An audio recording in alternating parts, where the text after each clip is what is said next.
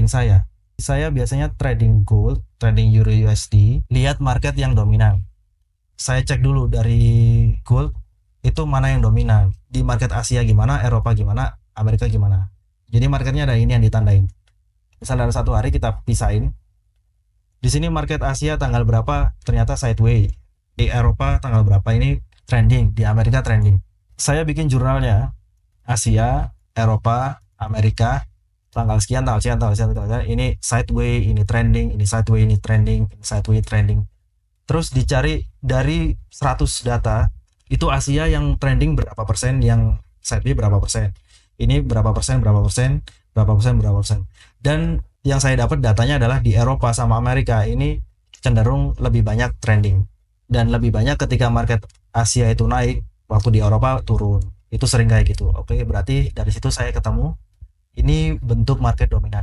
Setelah kita tahu bentuk marketnya, kita bereaksi. Bereaksi itu ya kita berarti entry-nya di sini. Kita harus tahu karakter market dulu, baru kita nentuin titik entry. Biar kita nggak ada harapan berlebih, market harus nurutin mau kita. Jadi kita yang nurutin market. Yang di satunya tadi, ini kan market Asia ternyata trending dalam satu hari. Tapi dari data, market trending di Asia ini nggak banyak, mungkin cuma 10 kali, 20 kali, dan 80 lainnya itu sideways. Jadi nggak perlu diperhatiin karena ini bukan yang dominan. Resikonya kalau ini ada trending di awal ya kita loss gitu aja. Tapi kan lossnya cuma 20 kali dari 100 kali. Kita masih profit 80 kali. Dihitung-hitung juga sebenarnya masih profit. Trading plan saya gitu, saya tentuin dulu untuk marketnya, tentuin karakter yang dominan, baru saya nentuin entry-nya di mana.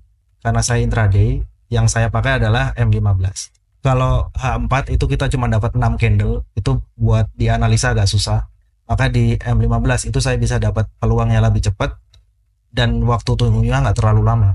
Data yang perlu kita catat ketika bikin jurnal adalah pairnya harus dipisah. Jadi setiap data itu nggak bisa gabung, ada yang Euro USD, ada yang XAU USD. Kalau datanya XAU semua, gold semua, EU semua. 100 data itu harus EU semua, 100 data harus gold semua, 100 data harus GU semua. Jangan dicampur-campur, jadi nggak jelas nanti. Kita bisa dapat data itu kalau ada satu variabel bebas yang kita bisa analisa. Jadi kalau ada lebih dari satu variabel bebas, itu kita nggak tahu mana penyebab dari data ini nggak akurat. Jadi maksudnya variabel bebas itu gini, kita nyatet take profit sama stop loss, terus ternyata datanya profit dikit, terus kita ganti TP-nya 20, SL-nya 20, itu datanya dapat sideways. Nah, kita nggak tahu perubahan data ini disebabkan apakah karena kita ganti nilai TP atau kita ganti nilai stop loss. Karena dua-duanya kita ganti dalam waktu yang bersamaan. Ada dua variabel bebas. Biar datanya akurat, kalau kita mau pindah itu harus dicoba dulu. Jadi dari TP10 SL10, TP10 SL20, terus ke 20 ke 20, baru ke 20 30. Dari satu kali analisa itu pastikan cuma satu variabel bebas. Biar kita tahu mana penyebab perubahan data. Biasanya saya catat pertama adalah waktu entry. Kalau pair udah jelas ya, dalam satu data itu satu pair, jadi pair nggak perlu ditulis lagi. Terus pips lot, baru di sini dolarnya. Setelah datanya dapat, dihitung nilai profit faktor, nilai akurasi, nilai rata-rata. Akurasi juga tahu mana jumlah trade yang profit sama profit faktor. Profit faktor itu harus di atas 1,0. Kalau kita udah dapat nilai profit faktor di atas 1, semakin tinggi semakin bagus. Baru kita tahu kualitas trade-nya ini bagus atau jelek, itu dari nilai profit factor ini. Lalu ketika per trade-nya udah dicatat, itu catat juga bulanan. Januari, Februari, Maret, April. Ini dicatat dalam satu bulan itu profit atau loss berapa. Ini Februari berapa, Maret berapa, April berapa. Biar lebih lengkap lagi, di data tadi dijadiin grafik per bulan. Lalu kita bisa lihat dari perjalanan 100 ke 120 ini, tertinggi equity kita udah pernah nyampe berapa? Mungkin dari sini 150. Dari 100 kita sempat nyampe 150, ternyata di akhir bulan kita dapat 120. Turunnya juga, drawdownnya juga dari 100 ini sempat turun ke berapa? Apakah 90 atau 80 atau mungkin nggak floating. Jadi dari 100 langsung profit terus. Ini bisa jadi acuan buat kita nentuin batas target profit. Jadi kalau ternyata di Februari juga kita sempat naik ke 150, ada Maret itu sampai 170, di April cuma 130 tiba-tiba turun. Ternyata paling dominan buat dapetin $50 dengan modal 100 itu dominan, karena 3 dari 4 bulan kita sempat nyentuh di 150. Itu aja sih cara saya bikin jurnal. Biasanya kalau saya bikin trading plan, 4 ini yang saya perhatiin. Pertama saya lihat bentuk marketnya, mana yang paling dominan. Lalu saya tentuin tekniknya. Misal dari setiap hari kita lihat market gold itu dominan sideways atau dominan trending. Dibuat persentase. Kalau ternyata setiap hari dominan trending, dia trendingnya pagi, siang atau malam. Kalau dia ternyata dominan trending itu pasti malam. Karena ada news, ada apa-apa. Oke, berarti saya tahu di market gold itu kalau malam dia dominan trending. Dari bentuk ini udah tahu kita dominan trend. Baru ditentuin teknik tradingnya. Kalau dominan trend malam, gimana cara saya entry? Teknik yang kita pakai harus menyesuaikan sama bentuk market. Bukan kebalik. Rata-rata teman-teman yang maksain adalah tekniknya dipelajarin dulu tapi belum paham bentuk market. Akhirnya ya udah dipaksain pakai teknik itu terus, yang akhirnya nggak profit, margin call dan sebagainya. Ibaratnya kalau kita jualan sate babi misal. Tapi teman-teman jualan di lingkungan yang mayoritas muslim. Meskipun sate babi itu paling enak sedunia, kalau bentuk marketnya lingkungannya nggak pas ya nggak bakal laku. Meskipun itu dagangan Anda yang paling enak sedunia. Caranya gimana? Apakah salah resepnya? Ya resepnya nggak salah, tapi dagangnya nggak pas dijual ke lingkungan itu. Daripada Anda maksa orang-orang yang muslim buat mengkonsumsi babi, lebih gampang kalau Anda ganti produknya jadi sate ayam atau sate kambing. Maksudnya di sini kalau bentuk marketnya udah ketahuan, daripada ada maksain pakai teknik yang nggak profit, daripada maksain mengubah bentuk market, lebih gampang Anda ubah teknik tradingnya. Habis itu udah entry, kita tahu berapa tren paling panjang, berapa tren paling rendah, berapa profit yang bisa saya pakai, yang bisa saya tangkap ketika nggak pakai SL, nggak pakai TP, berapa profit paling banyak dalam hari itu, berapa loss paling banyak dalam hari itu. Ada market trending yang dia sampai 2000 poin. Ada juga dia yang minus sampai 3000 poin. Itu tanpa TP, tanpa SL. Di rata-rata yang minus rata-rata berapa, yang plus rata-rata berapa, baru dibikin manajemen resiko buat nentuin berapa pips SL saya yang ideal, berapa pips TP saya yang ideal. Setelah ini kita tentuin waktunya, kita mau trading pagi aja, siang aja, sore aja, malam aja. Jadi jangan trading 24 jam, tapi kita tentuin waktu yang dominan. Di sini malam, berarti kita tradingnya malam aja. Mungkin jam 6 sore sampai jam 10 malam. Ngikutin bentuk market yang dominan tadi. Orang jual nasi goreng aja juga malam aja kan. Nggak ada orang jual nasi goreng di pagi hari. Rata-rata malam hari ya. Mungkin ada pagi hari, tapi rata-rata malam hari. Orang jual sayur rata-rata pagi hari. Nggak ada yang keliling ke perumahan jam 12 malam. Coba lihat bisnis di sekitar kita. Mereka kan juga punya jam dagang gitu. Tukang sayur biasanya pagi hari, tukang bubur biasanya pagi hari, nasi goreng biasanya malam hari, orang jual es krim, jual es teler biasanya siang hari waktu panas-panas.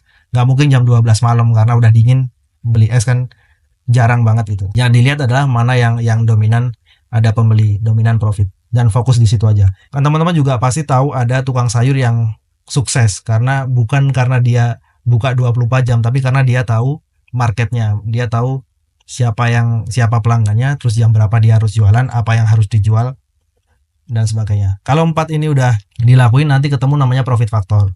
Profit factor ini seberapa bagus teknik yang kita pakai. Ada orang yang profit factornya cuma 1,01, ada yang 1,4, ada yang 1,7. Semakin tinggi semakin bagus. Karena profit factor itu cukup akurat buat nentuin seberapa bagus kualitas trading kita. Misal kita punya contoh trading sederhana, modal $1000, terus resiko per trade-nya 1%.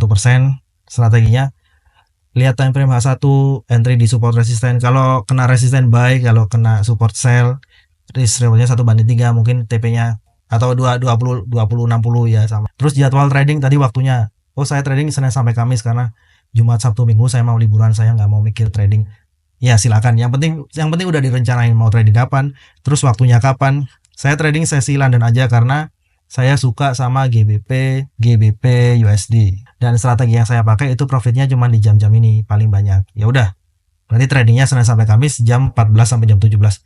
Itu nggak masalah, meskipun nanti ada teman-teman yang profit di jam 9 malam, yang nggak masalah, itu dagangan mereka. Ketika ini udah direncanain, barulah kita trading dan dilihat hasilnya dalam jangka panjang, bisa backtest, bisa forward test. Gimana dalam jangka panjang itu, selama teman-teman disiplin pakai teknik trading yang kayak gini. Dan mungkin saya juga tunjukin gimana cara saya bikin jurnal ya. Jadi nggak profit terus, banyak yang merah. Ini akurasinya di atas. Akurasinya cuma 24%, 28%, 34%, 47%. Ini komisi. Komisinya juga saya hitung biar perhitungannya lebih akurat. Dan dari sini kelihatan akurasinya tuh dikit, banyak merahnya. Ya teman-teman kalau pakai teknik yang saya pakai dan ngerasa sering loss, ya emang sering loss. Justru kalau sering profit malah berarti nggak sama. Mungkin teman-teman udah punya teknik sendiri. Setiap hari ada yang profit, ada yang loss. Ini bahkan 5 hari loss berturut-turut juga sering. Ini berapa hari loss berturut-turut sering. Tapi ya karena yang kita batasin adalah batas lossnya, bukan target profit. Jadi nggak masalah. Tapi sekali profit kadang bisa 4%, 2%. Ada yang minus 1%, plus 5%. Setiap kali loss saya rata-rata cuma 1%. Minus 1%.